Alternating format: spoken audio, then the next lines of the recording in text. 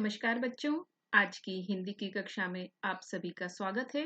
मैं अरुणा नारोलिया, शासकीय नवीन high school Bhanpur Bhopal से। बच्चों, आज की हिंदी की कक्षा में हम कक्षा 10 की हिंदी की पुस्तक क्षितिज भाग 2 के काव्य खंड की रचना उत्साह, जो कि एक आह्वान गीत है, उसका अध्ययन करेंगे। इसके कवि हैं सूर्यकांत त्रिपाठी निराला जी। आइए बच्चों, अब हम क्षितिज भाग 2 के काव्य खंड की रचना सूर्यकांत त्रिपाठी निराला, जिनकी रचना उत्साह है, वह पढ़ेंगे। बच्चों, सबसे पहले हम सूर्यकांत त्रिपाठी निराला जी का जीवन परिचय देखते हैं। सूर्यकांत त्रिपाठी निराला का जन्म 1899 ईस्वी में बंगाल के मेदिनीपुर जिले के महिषादल राज्य में हुआ था। इनके पिता पंडित राम सहाय त्रिपाठी महिषादल राज्य के कर्मचारी थे। 3 वर्ष की आयु में ही निराला जी की माता का देहांत हो गया। उनकी प्रारंभिक शिक्षा बंगाल में ही हुई। बंगाल में रहते हुए ही उन्होंने संस्कृत, बंगला, संगीत और दर्शन शास्त्र का गहन अध्ययन किया। 14 वर्ष की आयु में उनका विवाह मनोहरा देवी से हुआ, किंतु उनका पारिवारिक जीवन सुखमय नहीं रहा। 1918 ईस्वी में उनकी पत्नी का स्वर्गवास हो गया और उसके बाद पिता, चाचा और चचेरे भाई भी एक एक करके उन्हें छोड़कर इस दुनिया से चल बसे। उनकी प्रिय पुत्री सरोज की मृत्यु ने तो उनके हृदय के टुकड़े टुकड़े कर कर रख दिए। इस प्रकार निराला जी जीवन भर क्रूर परिस्थितियों से संघर्ष करते रहे। बच्चों, 15 अक्टूबर 1961 को निराला जी का स्वर्गवास हो गया। निराला जी की रचनाएं इस प्रकार से है: काव्य, परिमल, अनामिका, गीतिका, अपरा, कुकुरमुत्ता, नए पत्ते, राम की शक्ति पूजा और तुलसीदास। उपन्यासों में अलका, अप्सरा, निरुपमा, चोटी की पकड़। कहानी संग्रह में लिली, सखी, चतुरी चमार। निबंध संग्रह में प्रबंध प्रतिमा, प्रबंध पदम। आलोचना में रविंद्र कविता कानन, पंत और पल्लव। पत्रिका संपादन कार्य में उन्होंने समन्वय, मतवाला और सुधा पत्रिकाओं में संपादन का कार्य किया। बच्चों, निराला जी का संपूर्ण साहित्य निराला रचनावली के नाम से 8 खंडों में प्रकाशित है। निराला जी की काव्यगत विशेषताएं इस प्रकार से हैं: भाव पक्ष में निराला जी छायावादी काव्य धारा के प्रमुख स्तंभ माने जाते हैं। उनके काव्य में छायावाद की समस्त काव्यगत विशेषताएं विद्यमान है। उनका क्रांतिकारी, प्रगतिशील, विद्रोही और बेबाक व्यक्तित्व एवं शोषक वर्ग के प्रति उनका आक्रोश पूर्ण रूप से ही उन्हें निराला बनाता है। उनके काव्य में उपेक्षित, वंचित और पीड़ित शोषितों के प्रति संवेदना का स्वर उभरा है। इस कारण उनकी गणना छायावादी के साथ साथ ही प्रगतिवादी कवियों में भी की जाती है। उनके साहित्य में दलित समाज के प्रति भी गहरी सहानुभूति का भाव है। उन्होंने श्रृंगार, प्रेम, प्रकृति सौंदर्य और राष्ट्र प्रेम आदि विषयों पर भी काव्य रचना की है। कला पक्ष में काव्य की पुरानी परंपराओं को त्याग कर काव्य शिल्प के स्तर पर भी विद्रोही तेवर अपनाते हुए निराला जी ने काव्य शैली को नई दिशा प्रदान की। उनके काव्य में भाषा का कसाव, शब्दों की मितव्ययता एवं अर्थ की प्रधानता है। संस्कृत निष्ठ तत्सम शब्दों के साथ ही संधि, समास युक्त शब्दों का भी प्रयोग निराला जी ने किया है। छंद विधान में निराला जी छंद मुक्त काव्य के प्रवर्तक माने जाते हैं। उन्होंने ही सर्वप्रथम कविता को छंदों के बंधन से मुक्त करने का साहस किया। यद्यपि उन्होंने छंदबद्ध कविताएं भी लिखी है। उर्दू में प्रचलित छंदों का प्रयोग कर निराला जी ने हिंदी में गजलों की रचना भी की है। ध्वन्यात्मकता, निराला जी के काव्य में ध्वन्यात्मकता का गुण भी है। उनकी अनेक कविताएं संगीतात्मकता के गुण से भी युक्त है। उत्साह कविता इसका प्रत्यक्ष उदाहरण है। प्रतीक योजना, निराला जी ने प्रतीकों का बड़ा ही सुंदर एवं उपयुक्त प्रयोग किया है। बिंब विधान, निराला जी के काव्य में चित्रमय बिंब विधान का गुण विद्यमान है। अलंकार योजना, अलंकारों का सुंदर प्रयोग निराला जी के काव्य में हुआ है। आइए निराला जी का साहित्य में स्थान पढ़ लें। समग्रतः निराला जी छायावाद के प्रमुख स्तंभ, मुक्तक छंद के प्रवर्तक, शोषितों व दलितों के मसीहा तथा व्यापक विचारों व भावों से संपन्न एक सशक्त कवि के रूप में चिरस्मरणीय रहेंगे। आइए बच्चों, अब हम उत्साह कविता का परिचय समझ लेते हैं। बच्चों, उत्साह एक आह्वान गीत है जो बादल को संबोधित है। बादल निराला जी का प्रिय विषय रहा है। कविता में बादल को एक तरफ पीड़ित प्यासे जन की आकांक्षा को पूरा करने वाला दिखाया गया है, तो दूसरी तरफ वही बादल नई कल्पना और नए अंकुर के लिए विध्वंस, विप्लव और क्रांति चेतना को संभव करने वाला भी दर्शाया गया है। कवि जीवन को व्यापक और समग्र दृष्टि से देखता है। कविता में ललित कल्पना और क्रांति चेतना दोनों है। सामाजिक क्रांति या बदलाव में साहित्य की भूमिका महत्वपूर्ण होती है। निराला जी इसे नवजीवन और नूतन कविता के संदर्भों में भी देखते हैं। कवि अपनी रचनाओं में बिजली जैसी चमक और कड़क भरकर संघर्ष का स्वर मुखरित कर सकता है।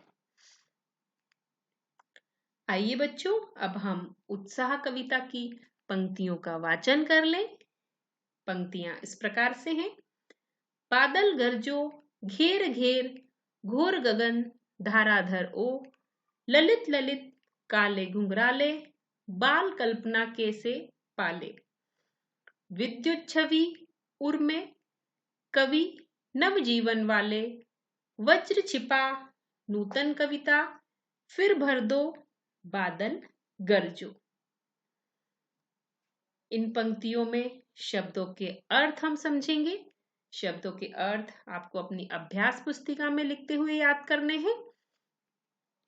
घोर शब्द का अर्थ भयंकर, गगन आसमान, धाराधर बादल, ललित सुंदर, विद्युत बिजली, नवजीवन नया जीवन, वज्र का मतलब कठोर, नूतन का मतलब नई, और संदर्भ में हम लिखेंगे कविता का नाम उत्साह और कवि का नाम है सूर्यकांत त्रिपाठी निराला जी।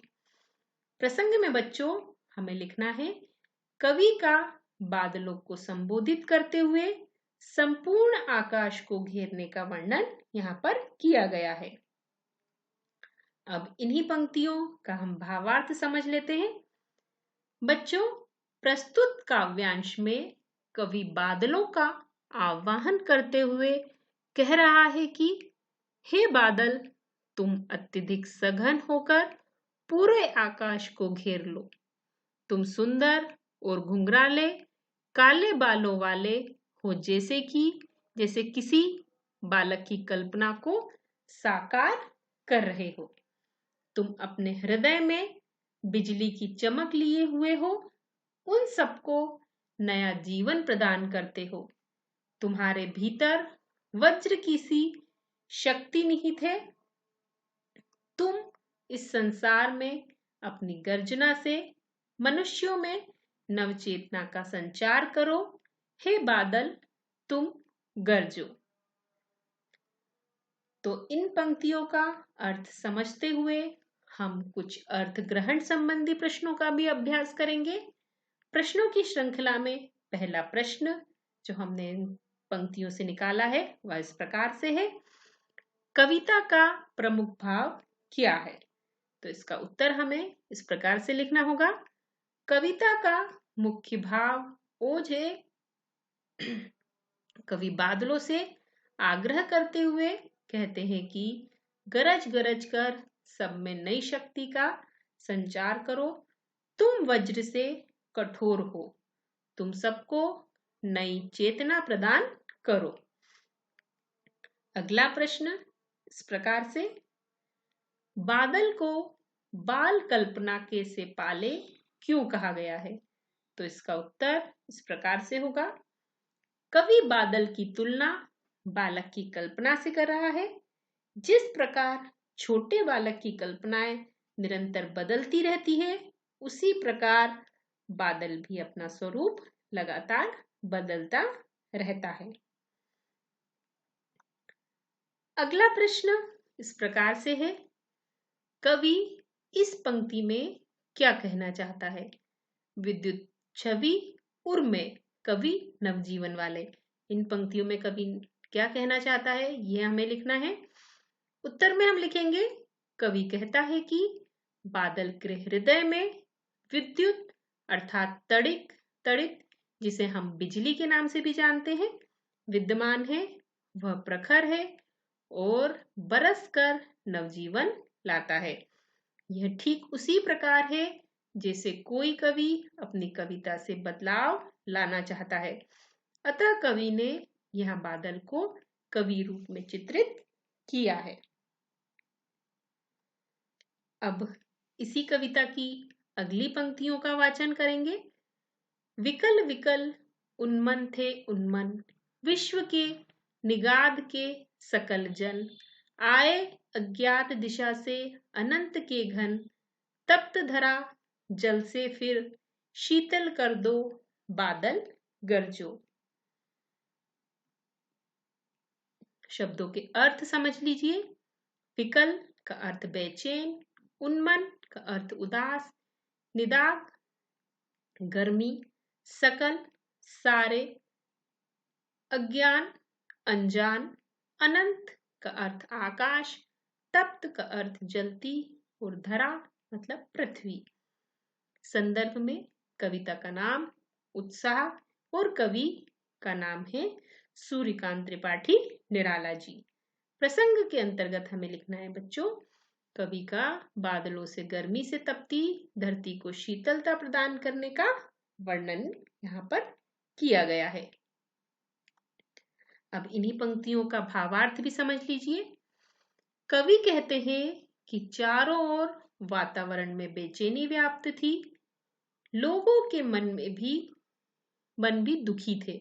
इसलिए वह बादलों को कहता है कि बादलों, लोगों के मन को सुख से भर देने वाले बादलों, आकाश को घेर घेर कर गरजो। संसार के सभी प्राणी भयंकर गर्मी के कारण बेचैन और उदास हो रहे हैं। आकाश की अज्ञात अर्थात अनजान दिशा से आए हुए घने बादलों, तुम बरसकर गर्मी से तपती धरती को फिर से ठंडा करके लोगों को सुखी कर दो।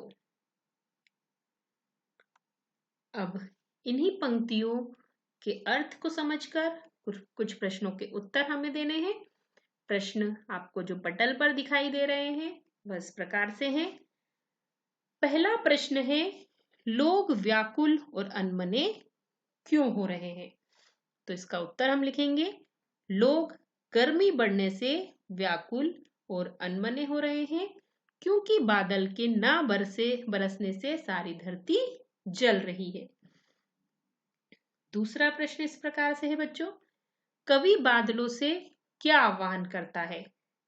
इसका उत्तर होगा कवि बादलों से जोर से गरजने और बरसने का आह्वान कर रहा है। वह कहता है कि सकल विश्व को गर्मी से राहत देने के लिए बादल तुम बरसो।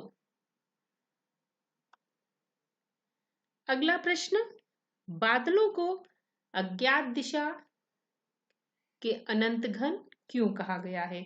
इसका उत्तर इस प्रकार से होगा, बादलों के आने की कोई निश्चित दिशा नहीं होती, इसलिए उन्हें अज्ञात दिशा के कहा गया है। साथ ही बादल अनंत है, वे कभी खत्म नहीं होते, एक बार खत्म होने पर पुनः बन जाते हैं, इसलिए उन्हें अनंत घन भी कहा गया है। आइए बच्चों, अब हम उत्साह कविता, जो एक उत्साह गीत के रूप में हमने पढ़ी है, उसके वस्तुनिष्ठ प्रश्नों पर दृष्टि डालेंगे। वस्तुनिष्ठ प्रश्नों की श्रृंखला में सबसे पहले हम सही विकल्प वाले प्रश्नों को देखेंगे। तो पहला प्रश्न जो आपको अपने पटल पर दिखाई दे रहा है वह इस प्रकार से है, उत्साह कविता में बादल किसका प्रतीक है? तो इसके 4 विकल्प आपको दिखाए गए हैं। पहला है शांति का, दूसरा है क्रांति का, तीसरा है स्थिरता का और चौथा है सुख का। तो इन चारों विकल्प में से आपको एक ही को चुनना है, जिसका सही उत्तर है क्रांति का। दूसरा प्रश्न है, कवि ने बादलों को किसकी कल्पना के समान पाले हुए माना है? तो इसके भी 4 विकल्प हैं बच्चों। पहला है विद्युत की कल्पना, दूसरा है बाल कल्पना, तीसरा है आसमान की कल्पना और चौथा है काले घुंघराले बालों की कल्पना। तो इसका सही उत्तर होगा बाल कल्पना के समान पाले हुए माना है। तीसरा प्रश्न जो आपके सम्मुख प्रस्तुत है वह इस प्रकार से है, कवि ने बादलों के लिए किस विशेषण का प्रयोग किया है? तो 4 विकल्प आपको दिए गए हैं। पहला है अनंत, दूसरा है नवजीवन वाले, तीसरा है ललित और चौथा है मनमोहक। तो इसका सही उत्तर होगा नवजीवन वाले। अगला प्रश्न है, कवि बादलों से किस प्रकार बरसने का आह्वान कर रहा है? पहला विकल्प है गोल गोल घूमकर, दूसरा विकल्प है धीरे धीरे, तीसरा विकल्प है आकाश को घेरकर और चौथा विकल्प है तीव्र वेग में। तो इसका सही उत्तर होगा कवि बादलों से आकाश को घेरकर बरसने का आह्वान कर रहा है। अगला प्रश्न, कवि ने तप्त धरा के माध्यम से किस ओर संकेत किया है? तो पहले विकल्प में जैसा कि आपको दिया गया है जन सामान्य की पीड़ा, दूसरे विकल्प में जलवायु परिवर्तन, तीसरे विकल्प में अत्यधिक गर्मी और चौथे विकल्प में वैश्विक तपन। तो इसका सही उत्तर होगा जन सामान्य की पीड़ा के माध्यम की ओर संकेत किया गया है। अब कुछ रिक्त स्थान से संबंधित प्रश्न का भी अभ्यास हम कर लेते हैं, जैसे कि आपको अपने पटल पर दिखाई दे रहा होगा।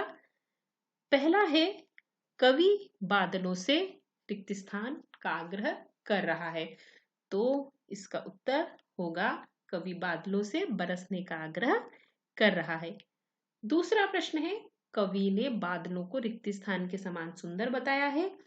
तो कवि ने बादलों को केशों के समान सुंदर बताया है।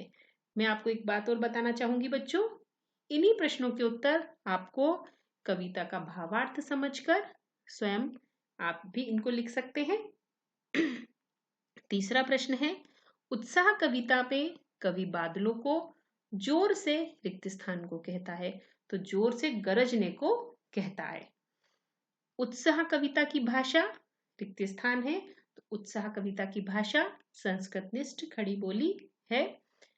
निराला जी की अधिकतर रचनाएं रिक्त स्थान छंद में मिलती है, तो निराला जी की अधिकतर रचनाएं मुक्तक छंद में मिलती है। आइए अब हम एक शब्द या एक वाक्य में उत्तर वाले प्रश्नों को देखते हैं। पहला प्रश्न इस प्रकार से है, बादल के हृदय में कौन छिपा है? इसका उत्तर होगा बादल के हृदय में विद्युत अर्थात बिजली छिपी है। दूसरा प्रश्न है, कवि के सकल जन गर्मी से कैसे हो रहे हैं? विश्व के सकल जन गर्मी से कैसे हो रहे हैं? तो इसका उत्तर होगा विश्व के सकल जन गर्मी से व्याकुल हो रहे हैं। अगला प्रश्न है, घेर घेर घोर गगन में कौन सा अलंकार है? तो जैसा कि आपको दिख रहा होगा कि घ वर्ण की आवृत्ति यहाँ बार बार हुई है, तो घेर घेर घोर गगन में अनुप्रास अलंकार होगा। अगला प्रश्न, बादल किस दिशा से आते हैं? तो इसका उत्तर है बादल अज्ञात दिशा से आते हैं। अगला प्रश्न है, तप्त धरा का सांकेतिक अर्थ क्या है? तो इसका उत्तर इस प्रकार से होगा, सांसारिक दुखों से पीड़ित पृथ्वी तप्त धरा का सांकेतिक अर्थ है। अब कुछ हम पाठ्य पुस्तक के प्रश्नों पर दृष्टि डालेंगे। पहला प्रश्न इस प्रकार से है, कवि बादल से फुहार रिमझिम या बरसने के स्थान पर गरजने के लिए कहता है क्यों? तो कवि चाहता है कि बादल बरसकर कविता की तरह एक क्रांति लाए और उत्साह का संचार करे। कवि बदलाव चाहता है, अतः वह बादलों से फुहार या रिमझिम बरसने की बजाय गरजने को कह रहा है, जोर से गरज कर बरसने को कह रहा है, क्योंकि उत्साह से ही बदलाव संभव होगा। दूसरा प्रश्न है, कविता का शीर्षक उत्साह क्यों रखा गया है? तो इसका उत्तर हम इस प्रकार से लिखेंगे, कवि चाहता है व्याकुल और अनमने लोगों के मन में एक क्रांति आए, वे उत्साहित हो जाएं, इसलिए कवि ने कविता का नाम उत्साह रखा है। वे अपनी कविता की तरह बादलों से भी उत्साह लाने का आह्वान कर रहे हैं। उत्साह शीर्षक बिल्कुल सार्थक है। अगला प्रश्न, कविता में बादल किन किन अर्थों की ओर संकेत करता है? तो इसका उत्तर इस प्रकार से लिखा जाएगा बच्चों, उत्साह कविता में बादल निम्नलिखित अर्थों की ओर संकेत करता है। पहला संकेत है, बादल एक क्रांतिकारी की तरह बदलाव लाने का संकेत देता है। दूसरे संकेत में हम लिखेंगे, बादल व्याकुल जनों की पीड़ा हरकर उन्हें शांति प्रदान करने का संकेत देता है। तीसरे में हम लिखेंगे, बादल गरज गरज कर अपने भीतर छिपी बिजली से नवजीवन के सृजन का संकेत देता है। और चौथे संकेत में हम लिखेंगे, गर्मी से तप्त धरा पर बरसकर उसे शीतलता प्रदान करने का संकेत देता है। अब कुछ अन्य प्रश्न है, शब्दों का ऐसा प्रयोग जिससे कविता के किसी खास भाव या हृदय में ध्वन्यात्मक भाव पैदा हो, नाद सौंदर्य कहलाता है। उत्साह कविता में ऐसे कौन से शब्द हैं जिसमें नाद सौंदर्य मौजूद है? छांट कर लिखें। तो जिन शब्दों से हमें नाद सौंदर्य का भाव मिलता है वे निम्नानुसार है। पहला है घेर घेर घोर गगन, दूसरा है विद्युत छवि उर्मे, तीसरा है कवि नवजीवन वाले, और अगला है शीतल कर दो बादल गरजो। अब कुछ पाठ के अतिरिक्त महत्वपूर्ण प्रश्नोत्तर पर हम दृष्टि डालते हैं। उसी श्रृंखला में पहला प्रश्न है, कवि ने बादल को बच्चों की कल्पनाओं की तरह क्यों कहा है? तो बादलों का कोई निश्चित स्वरूप नहीं होता, वह बार बार अपना रूप बदलते हैं और बच्चे भी बार बार अपनी कल्पनाओं को बदलते हैं। कवि ने बच्चों की चंचलता का बादलों की चंचलता के साथ साम्य स्थापित किया है। अगला प्रश्न है, कवि बादल से गरज कर बरसने को क्यों कहता है? तो कवि चाहता है कि सबके मन का आलस्य और अकर्मण्यता दूर हो जाए, इसलिए वह बादलों से गरज कर बरसने के लिए आह्वान करता है, क्योंकि तभी लोग उत्साह से भर पाएंगे और नव निर्माण के लिए तैयार वे होंगे। अगला प्रश्न है, उत्साह कविता में नव जीवन वाले का प्रयोग किसके लिए हुआ है? तो इसका उत्तर हम लिखेंगे, नवजीवन वाले का प्रयोग बादलों के लिए हुआ है, क्योंकि बादल जब बरसते हैं तब वे धरती की तपिश को शांत करते हैं, प्रकृति का नया श्रृंगार करते हैं, नए पेड़ पौधे उगाते हैं, मानव के मन में भी उत्साह का संचार करते हैं, इसलिए उन्हें नवजीवन वाले कहा गया है। अगला और अंतिम प्रश्न है, उत्साह कविता के माध्यम से कवि वास्तव में क्या कहना चाहता है? तो इसका उत्तर इस प्रकार से लिखा जाएगा, बादलों के माध्यम से कवि कहना चाहता है कि हमें अपने हृदय में बिजली की तरह ओज धारण करना चाहिए। अपनी ओजस्विता से निराशा की भावना को दूर करके नई चेतना जागृत करना चाहिए। हमें बादलों की तरह नवीन सृजन करना चाहिए। तो आज की प्रस्तुति में बस इतना ही। इन प्रश्नों के उत्तरों को आप अपनी अभ्यास पुस्तिका में लिखकर याद करेंगे। धन्यवाद।